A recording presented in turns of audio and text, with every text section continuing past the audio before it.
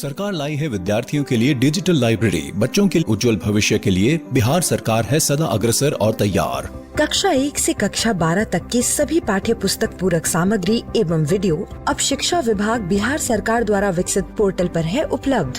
अध्ययन सामग्री देखने के लिए BEPCLots.bihar.gov.in पर विजिट करें अथवा एंड्रॉइड मोबाइल पर गूगल प्ले स्टोर से ई-लॉट्स ऐप डाउनलोड करें। शिक्षकों, अभिभावकों एवं बच्चों से अनुरोध है कि इस ई लाइब्रेरी का अधिक से अधिक लाभ उठाएं और अपनी पढ़ाई जारी रखें।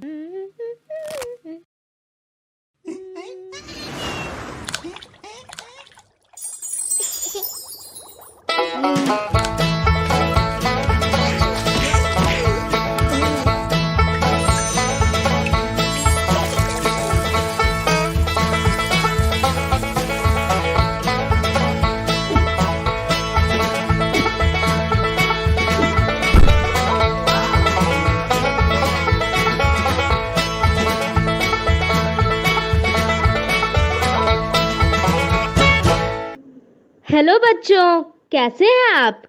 जैसा कि आपको पता है, अभी हमारे स्कूल बंद हैं और हम लोग अपनी पढ़ाई मेरा दूरदर्शन मेरा विद्यालय के माध्यम से कर रहे हैं। इस कार्यक्रम में हम लोगों के लिए रोजाना शाम 4 बजे से 5 बजे क्लास 3 से 5 की पढ़ाई होती है, जहां हम मज़ेदार ढंग से अपनी पढ़ाई करते हैं और नई नई बातें सीखते हैं। साथ ही ज़रूरी बातों को अपनी कॉपी में नोट भी करते हैं। और यह सब होता है अपने मम्मी, पापा और घर के अन्य बड़ों के साथ बैठकर। तो तैयार है ना आज भी अपनी कॉपी और कलम के साथ? अब चलिए देखते हैं आज हम लोग क्या क्या सीखने वाले हैं। आज हिंदी की कक्षा में फिर खुलेगा कहानियों का खजाना और हम लोग देखेंगे एक कहानी जिसका नाम है एक का दम। फिर सही क्रम खेल में हम लोग सीखेंगे शब्दों को वाक्यों में सही ढंग से इस्तेमाल करना।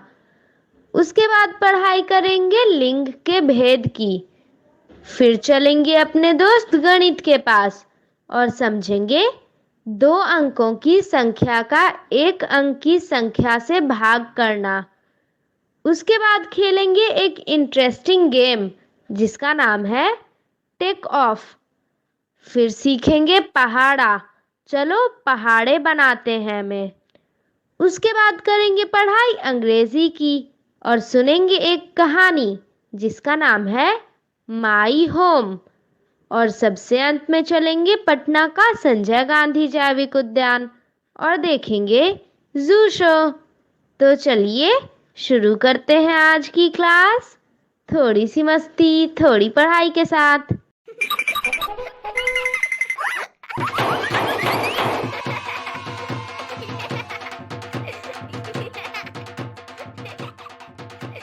हेलो दोस्तों, स्वागत है आपका हमारे इस टीवी शो में जिसका नाम है थोड़ी सी मस्ती थोड़ी सी पढ़ाई। आज फिर से कुछ खेल खेल में सीखने के लिए आप तैयार हैं?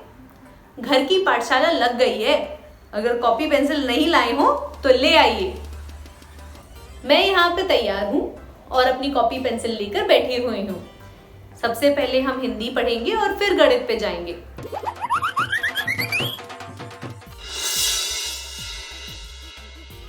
हिंदी में सबसे पहले हम एक कहानी सुनेंगे। कहानी कुछ मजेदार सी होगी। उस कहानी के बाद हम कुछ खेल भी खेलेंगे जिससे हम हिंदी को और बेहतर जान पाए।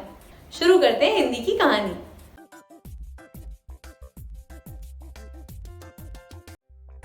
काका, आपको याद है पिछली बार हम गर्मियों की छुट्टियों में कहाँ घूमने गए थे?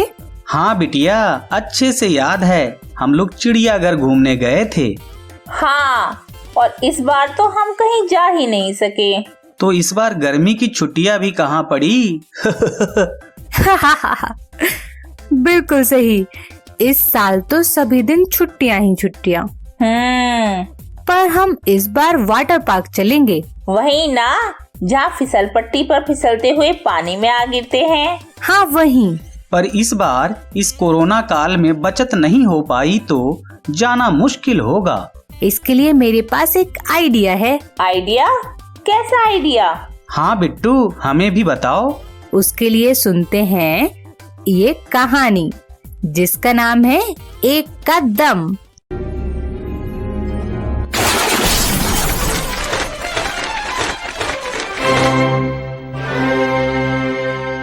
अब आप सुनिए तृप्ति से कहानी एक का दम। लेखन पयोशनी सर्राफ, चित्रांकन उज्जवल नायर, अनुवाद M.A. समीर, प्रकाशन प्रथम बुक्स, साभार स्टोरी वीवर। टन टन टन टन। स्कूल का आखिरी दिन था। छठी कक्षा से छात्र अपना टिफिन साझा करने के लिए दीदी की मेज के चारों ओर इकट्ठा हो गए।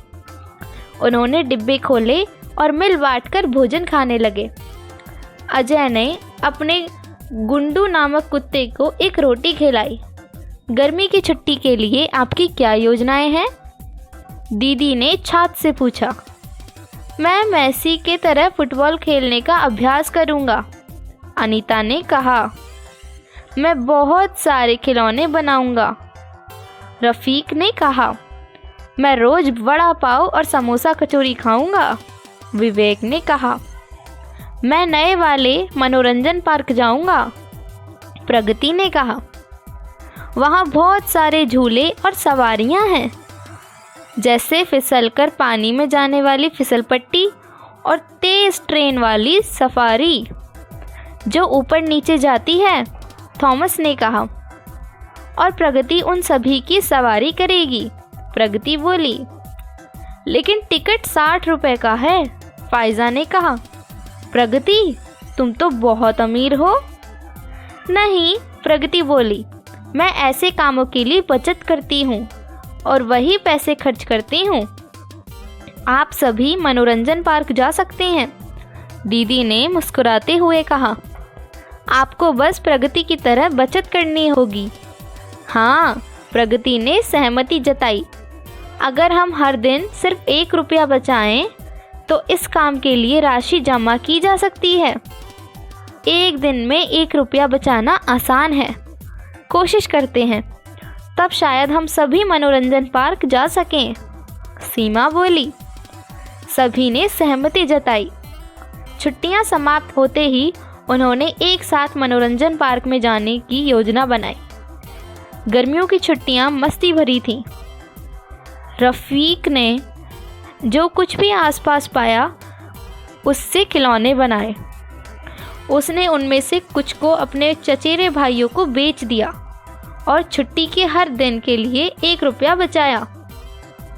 प्रसाद ने अपने छोटी भाई को गणित पढ़ाया और इस कार्य के लिए अपने पिता द्वारा दिए गए पैसों से रोजाना 1 रुपया बचाया।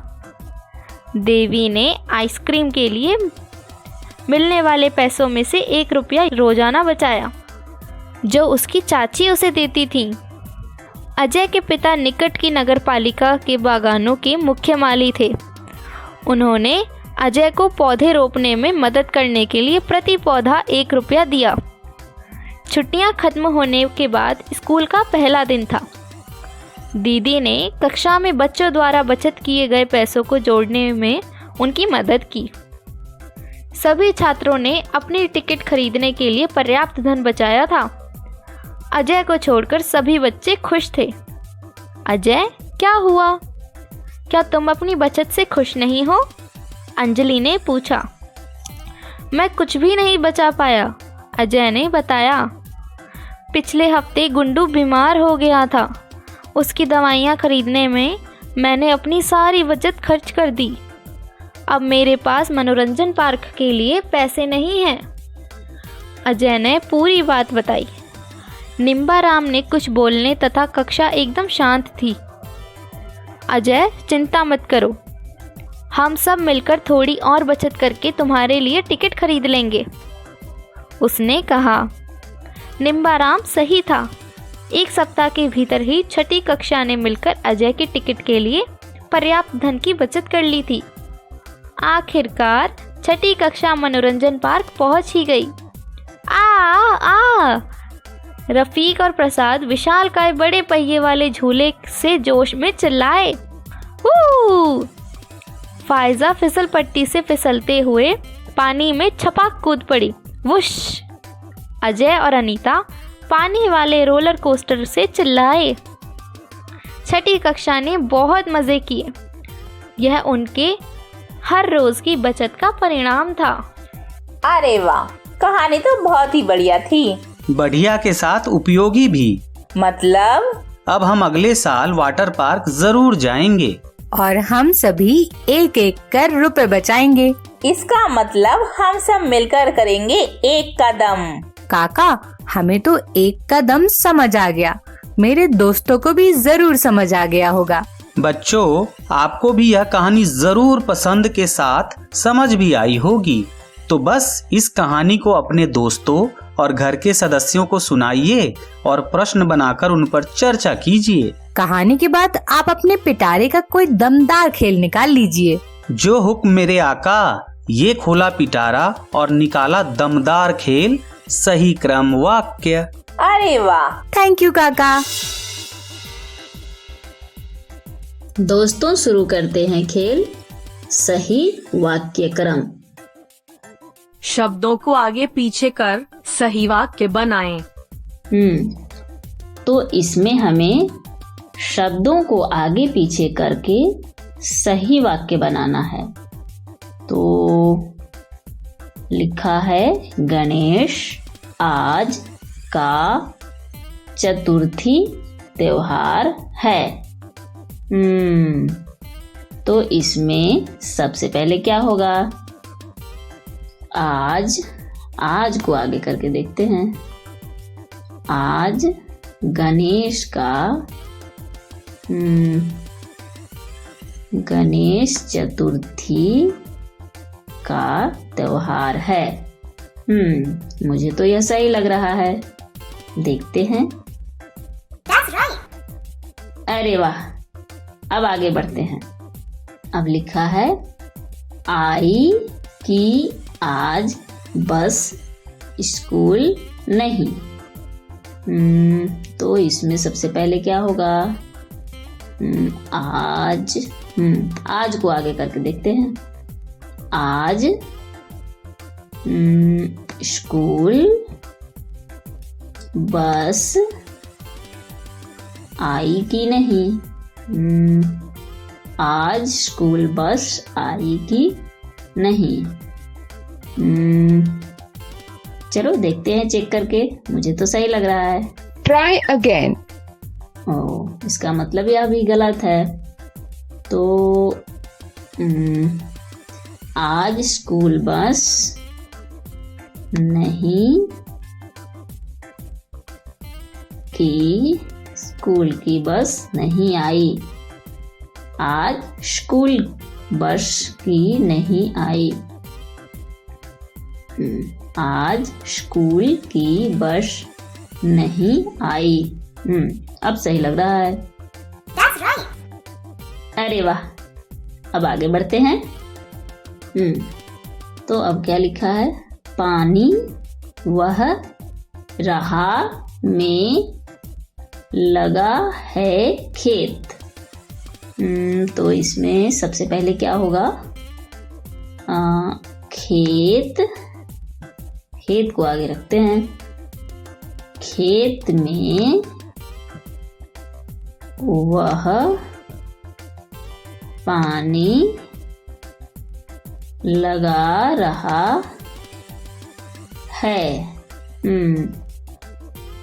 अब सही लग रहा है। चेक करते हैं। That's right. अरे वाह, बिल्कुल सही। है रहा में मोर बगीचे नाच, तो इसमें होगा मोर बगीचे में नाच रहा है। मोर बगीचे में नाच रहा है। मुझे तो सही लग रहा है, चेक करते हैं। बिल्कुल सही। अब आगे बढ़ते हैं। यह लिखा है पुराना यह बहुत पेड़ है। इसमें सबसे पहले यह को रखते हैं। यह पेड़ बहुत पुराना है। अब चेक करते हैं। अरे वाह, बिल्कुल सही। शब्दों को क्रम से सजाकर सही वाक्य बनाने में तो आनंद आ गया। और इस बात से पता चलता है कि खेल वास्तव में दमदार था। हाँ, वैसे भी मेरे पिटारे में सभी खेल दमदार ही हैं। ऐसा क्या? तो फिर निकालिए एक और खेल। काका, आप काकी की बातों के जाल में फंस गए। अब बाहर निकलने का एक ही उपाय है। जब सब जानते हैं तो समय क्यों खराब कर रहे हैं? तो फिर शुरू करते हैं खेल लिंग के भेद। बच्चों, शुरू करते हैं खेल लिंग के भेद। स्त्रीलिंग और पुल्लिंग शब्द छांटकर अलग कीजिए। इस खेल में हमें स्त्रीलिंग और पुल्लिंग शब्द को छांटकर अलग करना है। तो देखते हैं कि कौन सा शब्द स्त्रीलिंग है और कौन पुल्लिंग। हथनी। हथनी स्त्रीलिंग है। अब है सेविका, तो सेविका भी स्त्रीलिंग है। अब यहाँ है हाथी, तो हाथी तो पुल्लिंग शब्द है। सेठ, सेठ पुल्लिंग है। घोड़ा, घोड़ा भी पुल्लिंग शब्द है। अब है बालिका, तो बालिका स्त्रीलिंग शब्द है। बहुत बढ़िया, मैंने सारे शब्द सही कर दिए। अब आगे बढ़ते हैं। यहाँ लिखा है कवि, तो कवि तो पुल्लिंग शब्द है। महोदया, महोदया क्या है? मुझे तो लग रहा है पुल्लिंग शब्द है, चलो देखते हैं। Try again. इसका मतलब यह है स्त्रीलिंग शब्द है। दादी, दादी तो स्त्रीलिंग है। नाग, नाग पुल्लिंग है। शेरनी, शेर होता तो पुल्लिंग होता, पर यह शेरनी है, इसका मतलब यह स्त्रीलिंग है। दादा, दादा पुल्लिंग। अरे वाह, बहुत बढ़िया। अब आगे बढ़ते हैं। यह है वधू, तो वधू क्या है? इसे स्त्रीलिंग में रख के देखते हैं। उसके बाद है चूहा, चूहा पुल्लिंग शब्द है। हिरनी, हिरन होता तो पुल्लिंग होता, पर यह हिरनी है, इसका मतलब यह स्त्रीलिंग शब्द है। सम्राज्ञी, यह भी स्त्रीलिंग है। यह है जेठ, जेठ तो पुल्लिंग शब्द है। उसके बाद है अध्यक्ष, अध्यक्ष भी पुल्लिंग शब्द है। बहुत बढ़िया। अब आगे बढ़ते हैं। माली, माली क्या है? मुझे तो लग रहा है कि यह स्त्रीलिंग है, देखते हैं। Try again. इसका मतलब यह पुल्लिंग शब्द है। पति, पति भी पुल्लिंग शब्द है। भैंस, यह तो स्त्रीलिंग शब्द है। घोड़ी, घोड़ा होता तो पुल्लिंग होता, पर यह घोड़ी है, इसका मतलब यह स्त्रीलिंग है। माता, माता, माता भी स्त्रीलिंग है। साला, साला पुल्लिंग शब्द है। अरे वाह, बहुत बढ़िया। अब आगे बढ़ते हैं। यह क्या लिखा है? शेर, तो शेर पुल्लिंग शब्द है। ऊंट, ऊंट भी पुल्लिंग शब्द है। छात्र, छात्र भी पुल्लिंग शब्द है। मालकिन, मालकिन स्त्रीलिंग है। गाय भी स्त्रीलिंग। बछिया, यह भी स्त्रीलिंग है। बिल्कुल सही। अब आगे बढ़ते हैं। खेल तो समाप्त हो गया। तो बताओ कैसा था खेल? वाह, खेल तो सच में बहुत ही दमदार था। मैंने तो पहले ही कहा था कि पिटारे में सभी खेल दमदार हैं। हाँ हाँ, वैसे मेरे पिटारे में भी कम दमदार खेल नहीं है। अरे अरे अरे, रुकिए रुकिए, आपकी तो खेल खेल में नोकझोंक ही शुरू हो गई। वैसे भी पहले शुरुआत इन्होंने ही की थी। किसी ने भी की हो, वो सब छोड़िए और ये बताइए कि बच्चों को आगे क्या करना है? वो मैं बता देता हूँ। ये हुई ना बात। बच्चों, आप अलग अलग शब्दों की सूची बनाइए और पता कीजिए कि कौन सा शब्द स्त्रीलिंग है और कौन सा पुल्लिंग।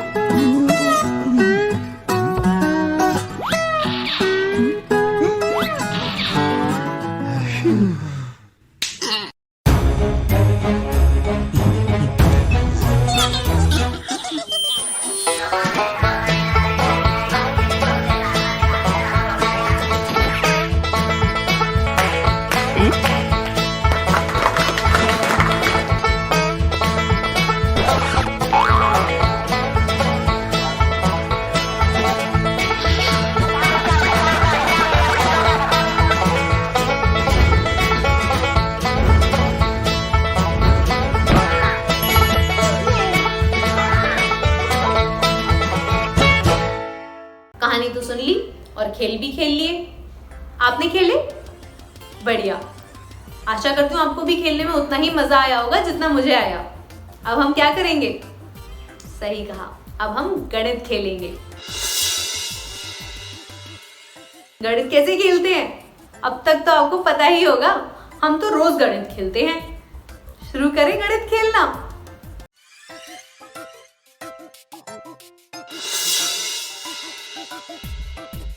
हेलो दोस्तों, आइए 2 अंक की संख्या का 1 अंक की संख्या से भाग करते हैं। मान लो हमारे पास एक सवाल है, 24 तीलियों को 4 बराबर भागों में बांटना हो, तो हर एक भाग में कितनी तीलियां आएंगी? मान लो आपके पास ये 10 तीली का एक बंडल, ये दूसरा बंडल, यानी ये भी एक दहाई और ये 4 तीलियां अलग से ये इकाई पर हैं। इस तरह देखो 10 और ये भी 10 और ये 4, तो 10 और 10 हो गए 20 और ये 4 तो मिलकर हो गए 24। इस तरह कितनी तीलियां हैं? 24 तीलियां हैं।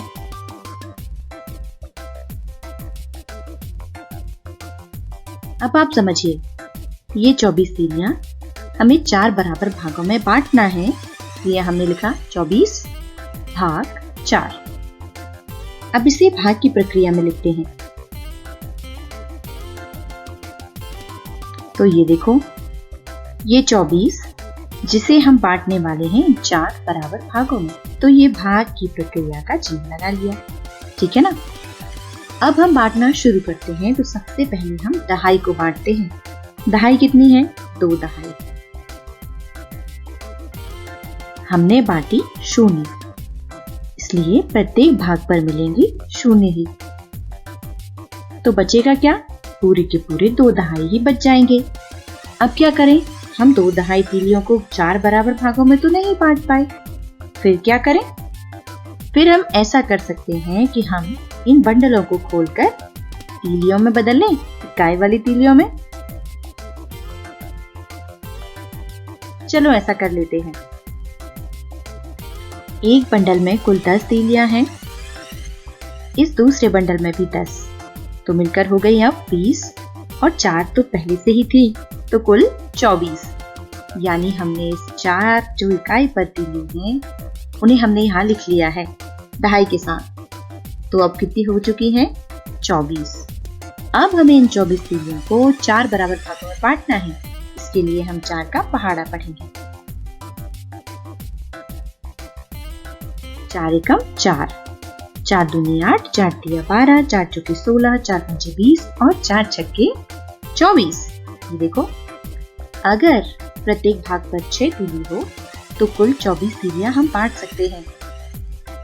इस तरह 24 तीलियों को कब बांटा जा सकता है? जब हर भाग पर 6 तीली आए। तब शेष कितनी बचेंगी? कुछ भी नहीं, हम पूरी तीलियां बराबर बांट देंगे। तो चलो भाई, प्रत्येक भाग पर 6-6 तीली रख देते हैं। ये देखो, हमने पूरी तीलियां बांट दी। तो हर एक भाग में 6-6 तीलियां आएंगी और 0 तीलियां शेष बचेंगी। तो आइए अब कुछ और उदाहरण हल करते हैं। जैसे 40 भाग 6, इसे कैसे हल करेंगे? तो 40 और 6 को हम भाग की प्रक्रिया में लिखेंगे, और क्योंकि हमें 4 दहाई बांटनी थी तो हमने क्या किया? 0 दहाई बांटी, और प्रत्येक भाग पर क्या आया? 0 ही आया। इस तरह कितने शेष बचे? पूरे के पूरे 4। और अब हम इस इकाई को दहाई के साथ मिलाकर लिख रहे हैं, तो हो गए 40। अब 40 को हमें 6 बराबर भागों में बांटना है, यानी हमें 6 का पहाड़ा 40 आने तक पढ़ना है। तो 6 एकम 6, 6 दूनी 12, 6 तिया 18, 6 चौके 24, 6 पंचे 30, 6 छक्के 36। लेकिन अगर 7 बार पढ़ देते हैं तो 6 साते 42 हो जाएंगे, यानी 40 से ज्यादा। तो आप देखिए, हम इसे लेंगे। तो हमने क्या किया? 36 आने तक पढ़ा, यानी कितने बार? 6 बार पढ़ा। और इस तरह कितने बांट पाए हम बांट पाए 36, और शेष बच गए ये 4। अब यहां देखिए, 45 भाग 7, इसे कैसे हल करेंगे? देखते हैं। सबसे पहले 4 दहाई को 7 बराबर भागों में बांटेंगे। तो हमने बांटा 0, और इस तरह प्रत्येक भाग पर भी क्या मिला? 0 ही, और शेष बच गए पूरे 4 दहाई। अब 4 दहाई को हम इकाई के साथ मिलाकर लिखेंगे, तो ये 5 इकाई मिला देते हैं, तब हो गए 45। 7 का पहाड़ा 45 आने तक पढ़ेंगे। तो देखिए, 7 छक्के 42, 7 सताए 49, 45 से ज्यादा होते, इसलिए हमने उसे नहीं लिया। इस तरह हमने बांटे 42, तो प्रत्येक भाग पर कितने? 6, और शेष क्या बचे? शेष बचे ये 3, यानी हमारा उत्तर हुआ भागफल 6 और शेषफल 3। और अब अभ्यास के लिए कुछ सवाल है। लिखो, सोचो और फिर हल करो। 65 भाग 5, 72 भाग 9 और 95 भाग 7। सवालों के जवाब जरूर निकाल कर रखें। फिर मिलेंगे। Good bye.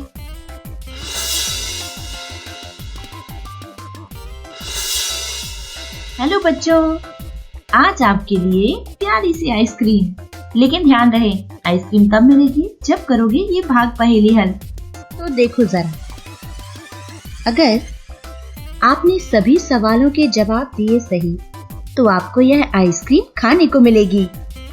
सवाल आपके सामने है, बताइए जरा 18 कैसे मिलेगा आपको?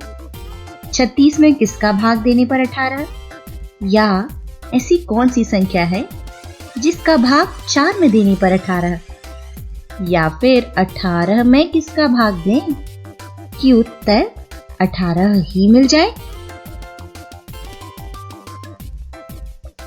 अब तो सोचना पड़ेगा। अच्छा, तो चिंटू बताने वाला है। चलो भाई देखते हैं चिंटू बता पाता है या नहीं। देखो 36 भाग कितने बराबर 18? तो 2। 36 भाग 2 बराबर 18। बिल्कुल सही। और किस में भाग करें 4 का तो 18? तो ये संख्या 72 है। 72 का भाग 4 में करो तो 18 मिलता है। क्यों? क्योंकि 18 चौकी 72, यानी 18 का 4 में गुना 72 है, तो 72 का 4 में भाग 18 होगा। और अगला 18 का किस में भाग दिया जाए? तो इसका जवाब होगा 18 का 1 ही भाग करो, तब हमें जाके मिलेगा 18। मतलब ये जवाब बिल्कुल सही है और ये आइसक्रीम तुम्हारी हुई चिंटू। अच्छा, अब इसे बताओ, इस बार हमारी आइसक्रीम का नंबर है 24। जरा इसे पूरा तो करो। ये रहे इसके सवाल। इस पहेली को हल करो। अगर आपने सभी सवालों के दिए सही जवाब तो आइसक्रीम होगी आपकी। सोचो जरा, रानी बताएगी या राजू बताएगा? अच्छा, राजू बता रहा है, चलो देखते हैं। 48 को अगर भाग करें 2 से, हाँ बिल्कुल ठीक, 24 ही मिलेंगे। और किस में दे 3 का भाग? तो 72 में। 72 भागे 3 बराबर 24 होंगे। बिल्कुल सही। और अगर 24 का भाग 1 में करें, यानी 24 का केवल 1 ही भाग, तो होगा ना 24? होगा, बिल्कुल होगा। बहुत अच्छे। अब अगली भाग पहेली बहुत ही चॉकलेटी आइसक्रीम मिलेगी आपको, वो भी 32 नंबर वाली। तो बताओ इस पहेली को हल करके, अगर हल किया तो आइसक्रीम आपकी। अब तो सोचना पड़ेगा। इस बार चिंकी बताएगी। देखो 64 में भाग किसका किया जाए? हाँ बिल्कुल ठीक, 64 के अगर 2 भाग करेंगे तो 32। और कितने का भाग 3 में करें? ये सोचो। बिल्कुल ठीक, 96 भागे 3 बराबर भी 32 ही होंगे। और अगर 32 का भाग किस में करें कि 32 ऐसा पूछा जाए तो? एकदम ठीक, 32 का भाग 1 में दो तो मिलेंगे 32 ही। बहुत अच्छे, सारे जवाब बिल्कुल सही थे। दोस्तों, कैसी लगी हमारी यह पहेली जरूर बताइएगा। हम फिर मिलेंगे। Good bye.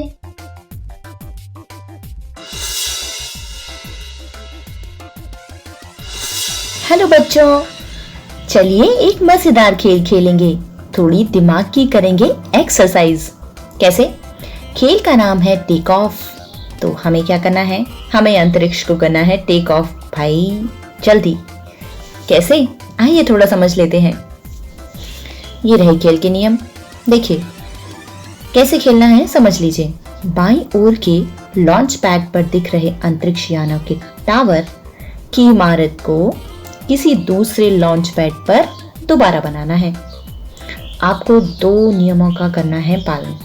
पहला तो आप एक बार में एक ही अंतरिक्ष यान खिसका सकते हैं और आप छोटे अंतरिक्ष यान के ऊपर बड़ा अंतरिक्ष यान नहीं रख सकते हैं।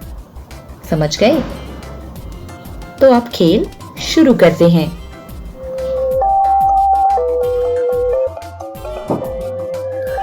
तो चलिए खेल करते हैं शुरू।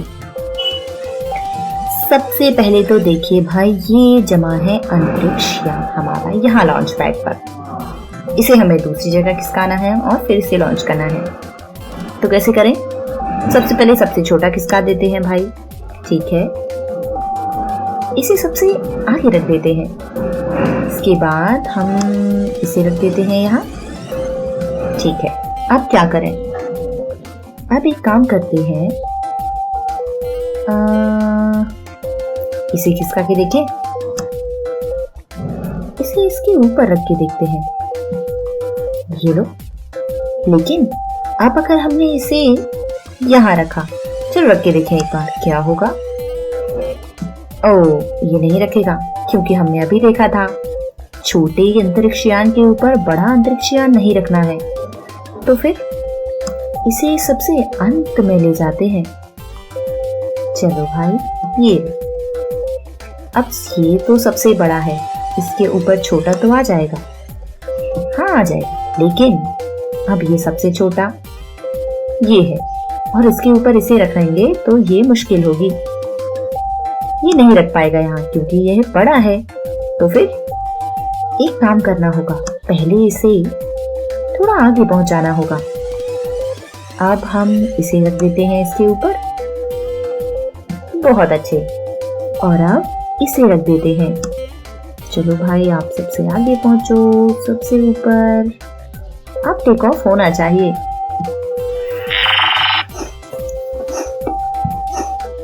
ये लो, बहुत अच्छे, हमने कर दिखाया। एक बार और खेलें, मजा आएगा। चलो फिर से करके देखेंगे। इसे इस बार हम यहाँ रख देते हैं और इसे रख देते हैं यहाँ। अब क्या करें? अब हम इसको यहाँ रख के देखते हैं और इसे लाते हैं यहाँ पर। इसके बाद हम इसे पहुंचा देते हैं सबसे आगे। और अब क्यों ना हम इसे रखें यहाँ, ये ले। और अब इसे जमा देंगे। बिल्कुल सही है ना? सारे नियमों का पालन भी हो रहा है। चलो भाई, आ जाओ आप यहाँ। ये लो, एकदम ठीक, सारे अंतरिक्ष यान उड़ गए। बहुत अच्छे। चलो एक बार और खेलें। फिर से कोशिश करें। इसको रखते हैं यहाँ और इसको रखते हैं यहाँ। और अब क्या करें? इसे यहाँ पहुंचा देते हैं और अब लाते हैं इस यान को जो कि सबसे बड़ा है यहाँ पर। और अब इसे तो यहाँ रख नहीं सकते, तो इसे वापस यहाँ रखते हैं और इसे रखते हैं इसके ऊपर। ये सही रहेगा। फिर सबसे छोटा जमा देते हैं सबसे ऊपर। ये रहा। चलो भाई, हमने कर दिखाया। ये लीजिए, हमें पूरे स्टार मिल चुके हैं दोस्तों। कैसा लगा खेल जरूर बताइएगा। हम फिर मिलेंगे, ख्याल रखिए। Good bye.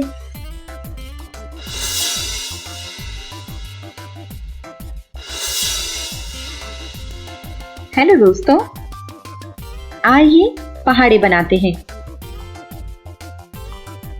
पहाड़ा हम बनाने वाले हैं 2 का। दोस्तों, किसकी मदद से?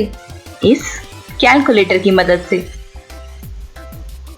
और एपिसोड खत्म होने के बाद आप भी कोशिश कीजिएगा। चलिए बनाते हैं पहाड़ा। किस तरह? गुणा करके। तो देखिए हम बना रहे हैं 2 का पहाड़ा। सबसे पहले 2 गुना 1 तो हो गए 2। फिर से देखो 2 गुना 2 बराबर, हाँ 4। अब देखो गुना 3 बराबर 6। 2 गुना 4 बराबर कितना मिला? इस बार मिला 8। 2 गुना 5 बराबर 10 और 2 गुना 6 बराबर 12। 2 गुना 7 बराबर 14 और 2 गुना 8 बराबर 16। इसी तरह 2 गुना 9 बराबर 18 और 2 गुना 10 ये हो गए कुल 20।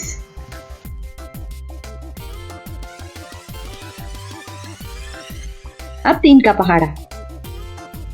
3 गुना 1 बराबर, ये मिल गए 3 ही।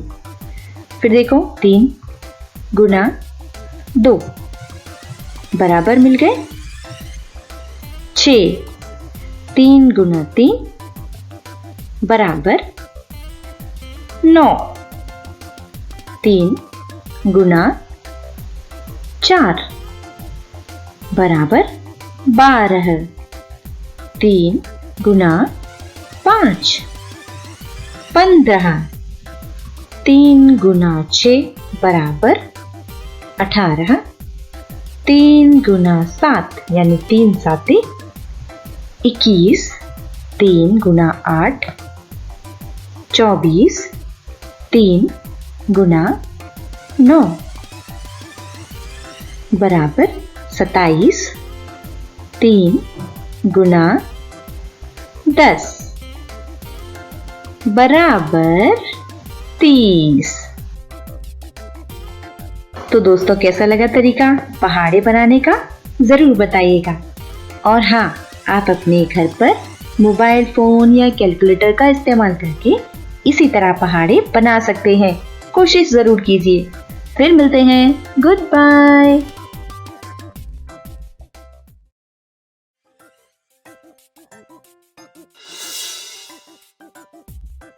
दोस्तों, आज की हमारी इंग्लिश स्टोरी है माय होम। इस कहानी का स्रोत है स्टोरी वीवर कम्युनिटी। इस कहानी को लिखा है रुक्मिणी बैनर्जी ने। इस कहानी का अनुवाद किया है मनीषा चौधरी ने। इस कहानी के चित्रकार हैं राजीव वर्मा बंजारा। यह कहानी शायद किसी के घर के बारे में है। मैं कहानी बहुत ही ध्यान से सुनूंगी और उसको लिख भी लूंगी ताकि मैं बाद में इस कहानी को अपने घर वालों को सुना सकूं।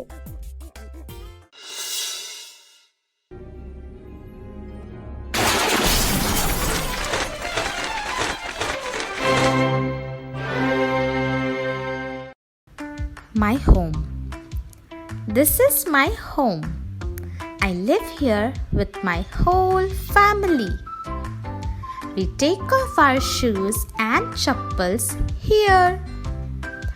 This is where we wash our face and hands. I hang my clothes on the hook. My grandfather keeps his stick in the corner. We also keep our mats there. My father keeps his motorcycle outside, but his helmet is on the cupboard. My mother and grandmother keep their saris in the trunk. Tasty food is cooked in the kitchen. When it is cold, we bring out quilts. When it is hot, we use fan. When we have important guests, we bring out the chairs. You must come and visit my home. Come soon.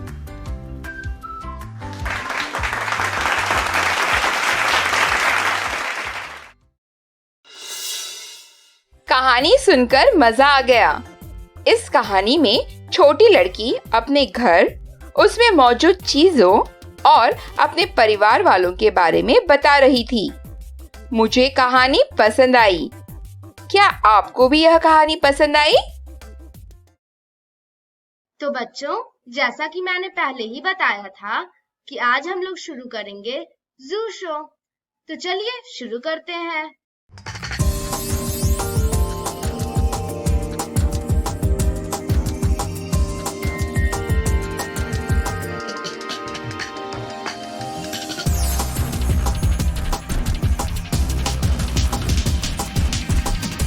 दर्शक जो या बच्चे जो पटना जू नहीं आ पा रहे हैं, हम प्रयास कर रहे हैं कि जू को उन तक पहुंचाया जाए। इसे जू आउटरीच प्रोग्राम भी कहा जाता है। प्रतिदिन जू के अलग अलग इनक्लोजर से दर्शकों तक पहुंचने का प्रयास करेंगे और इसमें हम लोग कोशिश करेंगे कि जितनी भी हम लोगों के पास संसाधन है उसमें अत्यधिक ज़्यादा से ज़्यादा लोगों को इन्फॉर्मेशन और मनोरंजन के लिए जानकारी दी जा सके। और इसी क्रम में आज शुरुआत करते हुए सबसे पहले जिस जानवर का चयन किया गया है, जिराफ है।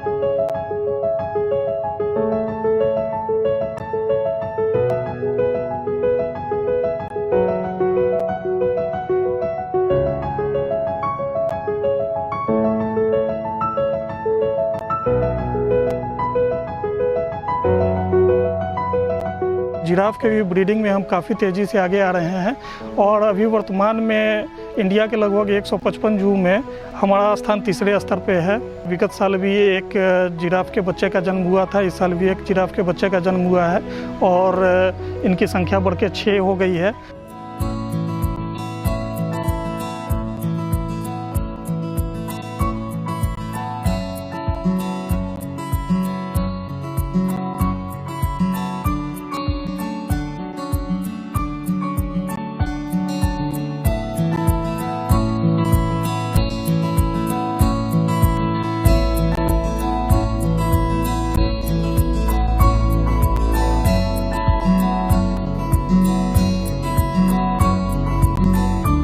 जैसा कि हम सभी जानते हैं कि जिराफ मूलतः ये इंडिया में नहीं पाए जाते हैं, ये अफ्रीका के ही जानवर हैं और ये धरती पर पाए जाने वाले सबसे बड़े रूमिनेंट हैं और ये सबसे लंबे जानवर हैं धरती पर पाए जाने वाली। इनका हाइट जो होता है लगभग 14 से 18 फीट तक ये हाइट को अटेंड करते हैं और इनका जो वज़न होता है ये 1200 केजी से लेकर के 1800 केजी तक वेरी करता है। जो फीमेल होती हैं उनका वज़न 1200 केजी तक पाया जाता है, जो एडल्ट मैच्योर मेल हैं उनका 1800 केजी तक होता है। अभी जो पहले ऐसा समझा जाता था कि जिराफ में एक ही स्पीसीज है, पर मॉलिक्यूलर लेवल पर इनका स्टडी करके ऐसा पता चला है कि शायद 5 या 6 स्पीसीज इनके सब स्पीसीज भी हैं जो वर्ल्ड में पाए जाते हैं। पटना जू में भी इस तरह की स्टडी को लिया जाएगा।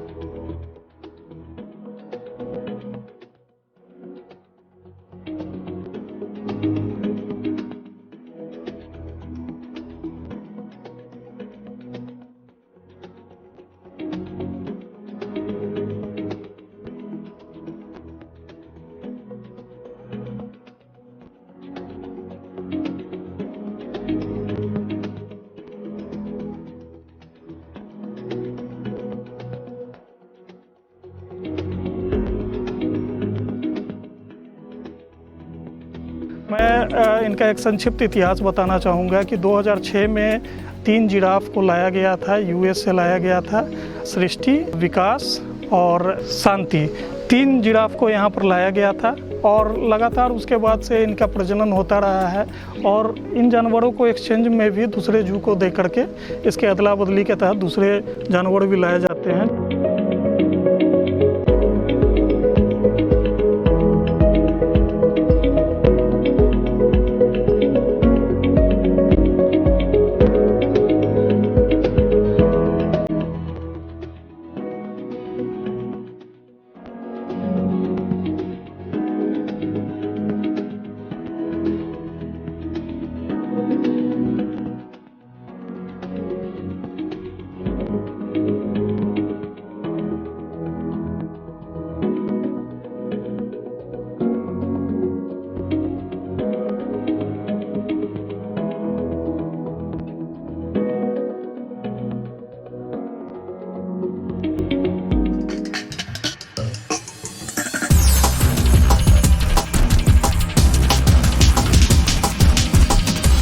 तो आशा करती हूँ बच्चों आज के एपिसोड में आपने जरूर कुछ नया सीखा होगा। तो घर पर रहें, पढ़ते रहें, बढ़ते रहें। मिलते हैं अगले एपिसोड में। बाय बाय बच्चों।